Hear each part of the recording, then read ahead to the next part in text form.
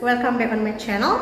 In this occasion, I would like to tell you about the new topic, and we will discuss about UTBK 2022. So keep watching this video, don't go anywhere. Okay, so let's have the topic. I have divided my explanation into three kinds. The first definition, the second is kinds, and the third is uses. Jadi saya akan bagi penjelasan saya dalam tiga bagian. Yang pertama itu definisinya, yang kedua kinds-nya, dan yang ketiga adalah uses-nya. Oke, let's have definition first. Jadi yang pertama kita akan berdiskusi mengenai definisi daripada causative itu sendiri. Nah, causative, so it means causes. Causes in bahasa we can call sebab. Nah, dalam bahasa itu kamu sebutkan cause itu adalah sebab. Nah, berarti menyebabkan. Menyebabkan apanya? Nah, di sini causative disebut adalah menyebabkan objeknya bisa melakukan pekerjaan. So, melakukan pekerjaan we can called active, and then the second is passive. Nah, jadi yang kedua itu passive, berarti dikenai pekerjaan. Nah, jadi yang pertama fungsinya itu menyebabkan objek dikenai pekerjaan pasif, dan melakukan pekerjaan adalah active. Okay, so the second point, the definition of causative is you can use causative verb as imperative sentence. Nah, yang kedua pengertiannya itu adalah kamu bisa menggunakan causative itu ke dalam kalimat perintah. Okay, for example, my mother asked me to clean my bedroom. My father asked me to make a cup of coffee. Nah, fungsi itu sebenarnya adalah kalimat yang bentuknya kalimat permintaan ataupun kalimat suruhan atau menyuruh yang bentuknya lebih sopan. Nah, itu ya. Jadi kamu bisa gunakan causative itu untuk bentuk kalimat imperatif yang formal, yang lebih sopan, dan bisa juga nanti itu menyebabkan objek melakukan pekerjaan dalam kalimat yang aktif dan bentuknya dikenai pekerjaan dalam bentuk kalimat yang pasif. Oke, itu untuk pengertiannya. So let's have the second kinds. Nah, the second kinds. Nah, jadi yang kedua itu saya akan jelaskan mengenai jenisnya. Oke, if you talk about causative, actually causative has two kinds. The first kind is has have, and the second kind is got. Nah, jadi kalau ditanya jenisnya causative itu ada berapa? Nah, jenisnya hanya dua.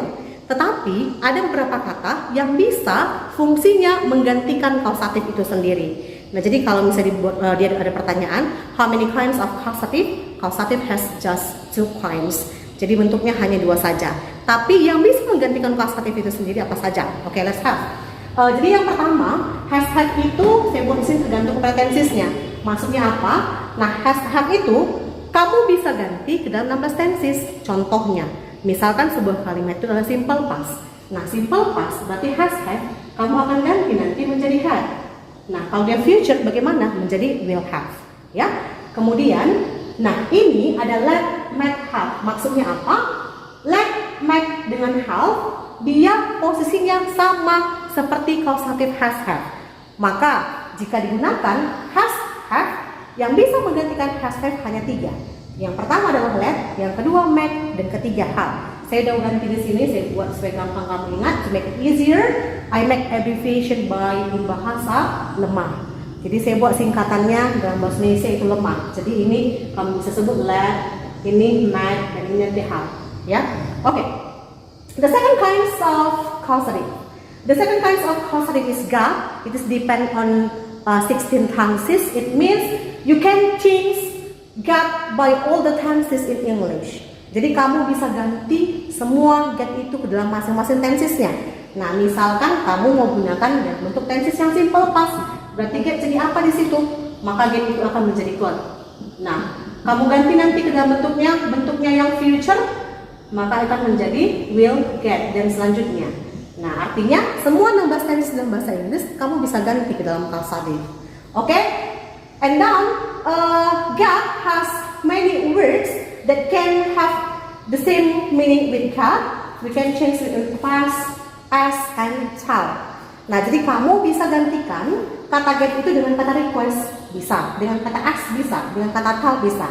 Nah, saya singkat di sini read. Jadi R-A-T, read. Kalau in English, read means in bahasa you can talk tikus. Nah, jadi kalau kalimat tikus ingatlah itu singkatan dari get, ya. Oke, kita masuk ketiga. Yang ketiga, the uses of causative in English. Nah, the uses of causative depended on two points. The first active and the second passive. So the first I would like to tell you about active first. Jadi yang pertama saya jelaskan mengenai aktifnya dulu ya. Nah, untuk yang aktif has have, baik dia has have ataupun nanti bentuk kata kerja yang bisa mengganti dengan has have yaitu let, met dengan have.